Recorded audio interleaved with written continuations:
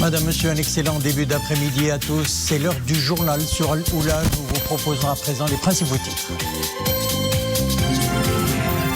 Sa Majesté le roi Mohammed VI Amir al-Mouminin a commémoré hier Laylat al-Qadr béni et a accompli les prières d'Al-Isha et des Tarawih.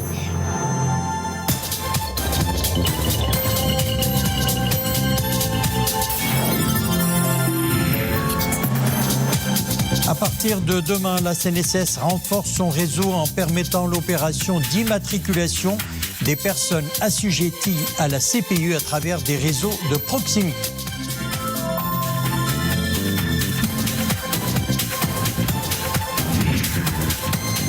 Lutte contre la contrefaçon de marques commerciales et l'emballage de denrées alimentaires périmées, démantèlement et arrestation de 7 individus présumés impliqués à Oujda.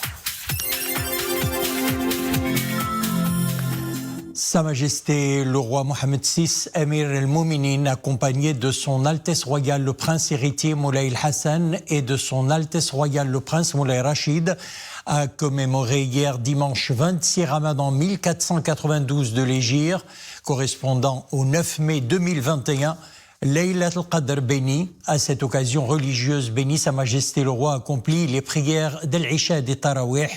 Le ministre des Habous et des Affaires islamiques a clôturé Sahih al-Bukhari devant Amir al-Mouminin. Sa Majesté le roi a bien voulu commémorer cette nuit bénie dans le cadre du respect des mesures préventives et de précautions prises par le royaume pour faire face à la pandémie du Covid-19. Vie parlementaire, des chefs de groupes parlementaires se sont succédés au pupitre en séance plénière en milieu de journée pour qualifier d'inamicale la décision du gouvernement espagnol d'accueillir le chef du Polisario qui fait l'objet de plusieurs poursuites en Espagne pour des crimes graves contre l'humanité, torture, viol, terrorisme et séquestration. La position de l'Espagne entache sérieusement la sérénité des relations maroco-espagnoles, ont-ils précisé. Les travaux de la Chambre des représentants se sont poursuivis par la discussion de la politique générale au sujet de la mise en œuvre du grand chantier de généralisation de la couverture sociale, sujet débattu en présence du chef du gouvernement. Et justement, un nouveau coup d'accélérateur sera donné au chantier d'envergure de généralisation de la protection sociale. À partir de demain, ce sera le lancement de l'opération d'immatriculation des personnes assujetties à la CPU à travers des réseaux de proximité, mettant ainsi à disposition de nouveaux points de contact seront ouverts à cet effet pour l'immatriculation des personnes éligibles et la déclaration des membres de leur famille.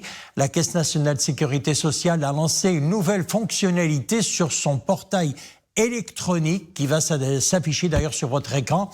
Ainsi, les commerçants professionnels et artisans concernés pourront, en plus du portail en ligne, effectuer leur démarche d'inscription sur tout le territoire à travers des guichets de proximité, des réseaux partenaires, Shabi Cash, Teshilat Berid Cash et Cash Plus.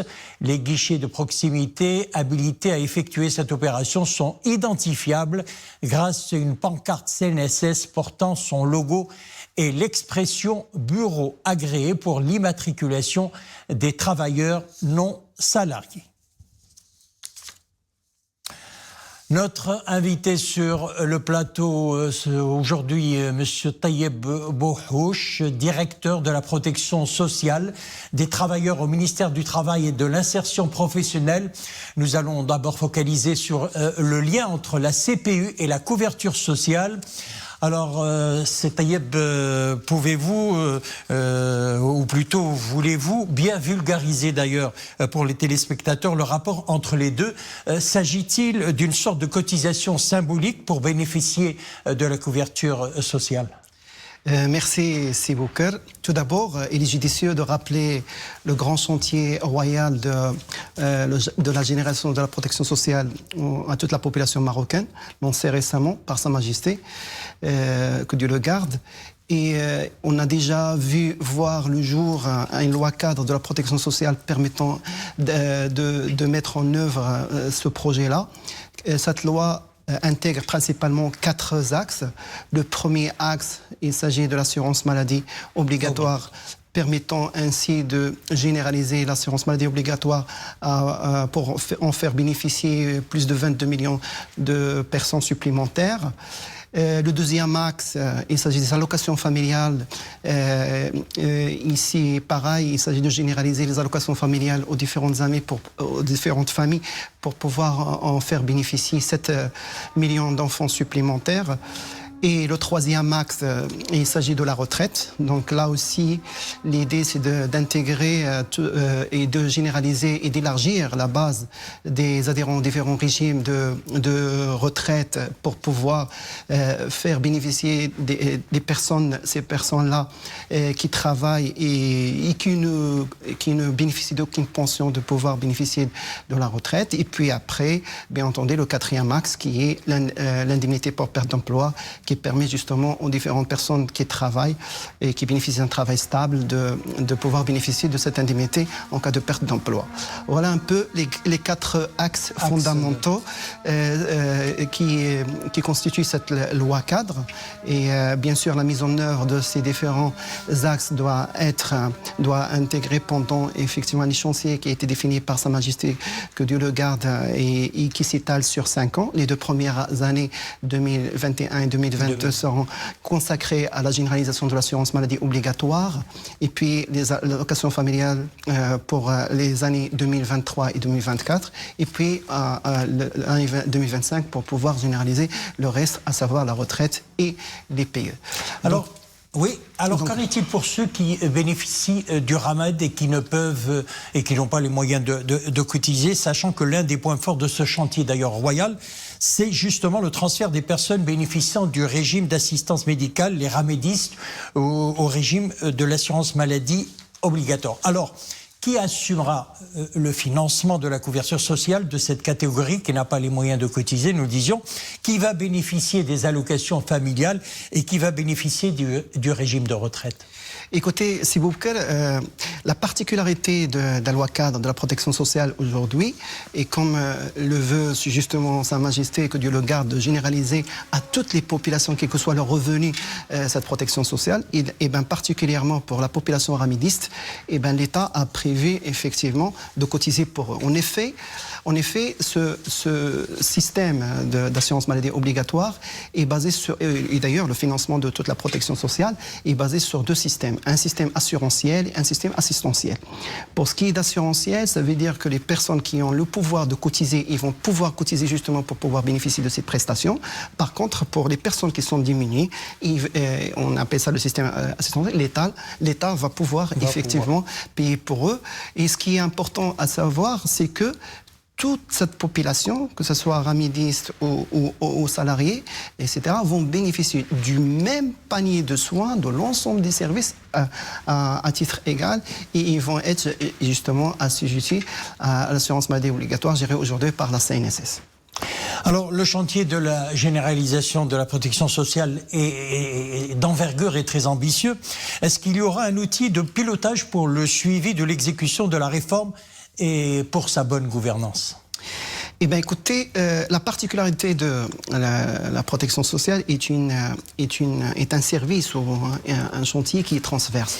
Il s'étale sur l'ensemble des secteurs étatiques et gouvernementaux. L'objectif, effectivement, c'est de pouvoir instaurer des mécanismes de gouvernance et des mécanismes de standardisation de mise en œuvre. Donc, d'abord, un certain ensemble d'outils ont été déjà mis en place, à savoir notamment le comité ministériel présidé par le chef de gouvernement et qui permet justement de piloter et de suivre l'ensemble de ces chantiers de réforme de la protection sociale, mais aussi un certain ensemble de comités, un comité technique, un certain ensemble de comités thématiques qui permettent effectivement de traiter une question à part. Il y a aussi l'aspect de mise en œuvre. L'aspect de mise en œuvre, justement, l'idée, c'est de trouver une seule institution pour pouvoir gérer l'intégralité et standardiser l'intégralité des services. Et en l'occurrence, aujourd'hui, c'est la CNSS qui prend son relais, donc qui va voir effectivement l'ensemble des gens assujettis à la CNSS grandir et intégrer l'intégralité de ces gens qui vont arriver à ce nouveau chantier de protection sociale. Monsieur Taïeb Bouhouch, merci de nous avoir éclairé sur le sujet. Je rappelle que vous êtes directeur de la protection sociale des travailleurs au ministère du Travail et de l'insertion professionnelle. Merci. Merci à vous. Direction à présent le Proche-Orient, dans la ville sainte d'Al-Quds. La machine répressive israélienne est à l'origine de nouveaux affrontements entre Palestiniens et policiers israéliens.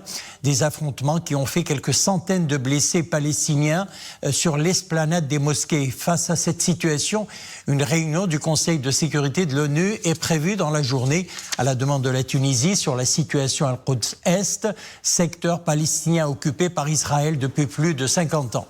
Tôt ce matin, des centaines de Palestiniens ont lancé des projectiles en direction des troupes israéliennes positionnées à l'intérieur de l'esplanade des mosquées. Troisième lieu saint de l'islam, le Croissant Rouge palestinien fait état de plus de 278 blessés palestiniens, dont 205 ont été hospitalisés pour des blessures au visage et aux yeux par des balles en caoutchouc.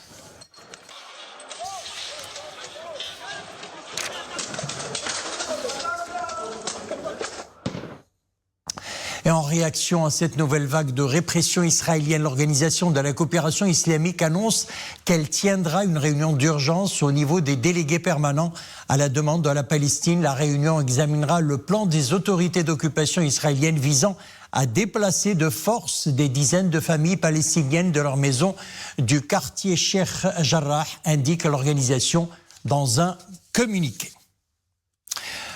Covid-19 à présent, le nombre des personnes vaccinées première dose s'élève à 5 473 809, alors que les personnes qui ont reçu les 2 doses sont au nombre de 4 390 752.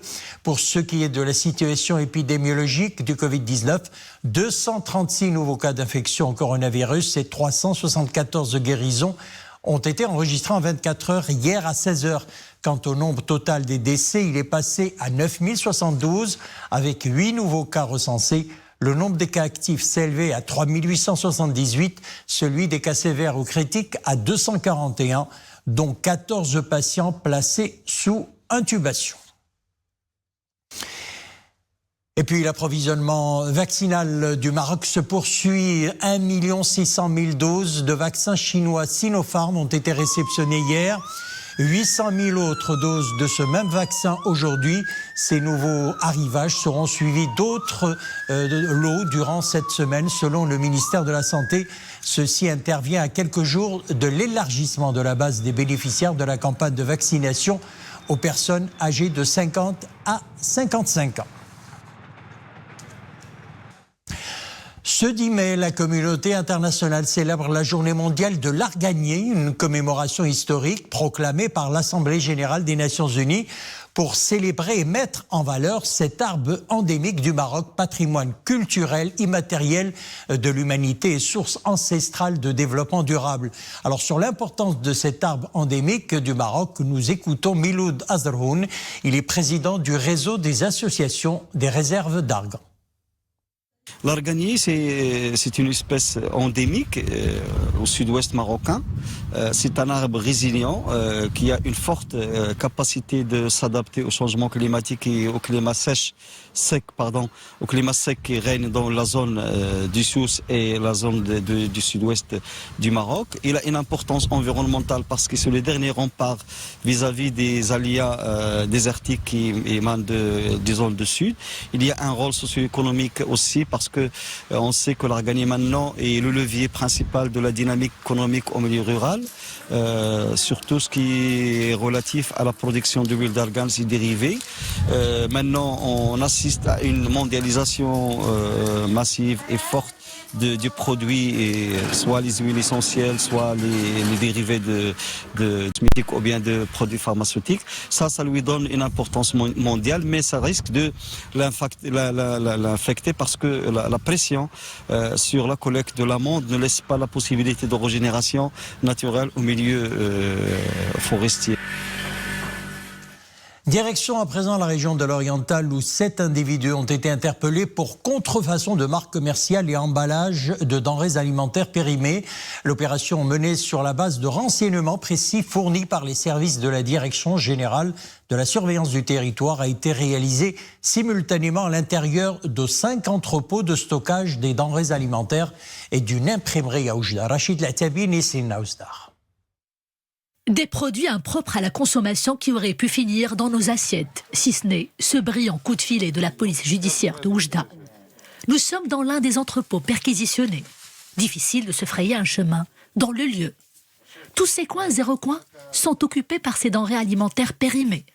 Certaines sont agencées sur des étals aléatoires, d'autres jonchées, pêle-mêle, à même le sol, dans des conditions sanitaires réellement dangereuses. Les opérations de perquisition ont permis la découverte de grandes quantités de produits alimentaires dont la date de péremption est dépassée, mais dont l'emballage présente des autocollants contrefaits, de fausses marques commerciales et de fausses dates surtout. Parmi les produits concernés par cette activité illégale et susceptible de nuire à la santé publique, nous retrouvons notamment du miel, de la moutarde et plusieurs types de fromages. Les perquisitions de ces locaux commerciaux ont également conduit à la saisie d'un ordinateur, de matériel d'emballage et d'un montant de 29 millions de centimes. Une somme soupçonnée d'émaner de cette activité criminelle même. L'opération réussie par les éléments du service préfectoral de la police judiciaire de Oujda a permis la saisie de produits périmés et stockés dans des conditions qui ne respectent guère les normes de la santé et de la sécurité sanitaire telles que l'exige l'entretien de ce genre d'aliments. Âgés entre 27 et 48 ans, les mis en cause ont été soumis à une enquête judiciaire menée sous la supervision du parquet compétent afin d'identifier les éventuelles ramifications de cette activité qualifiée de criminelle par la DGSN. Voilà, c'est la fin de notre édition. Merci de l'avoir suivi. L'info revient tout de suite. Ça sera le journal en espagnol présenté par Malim Mohafid. Excellente fin d'après-midi.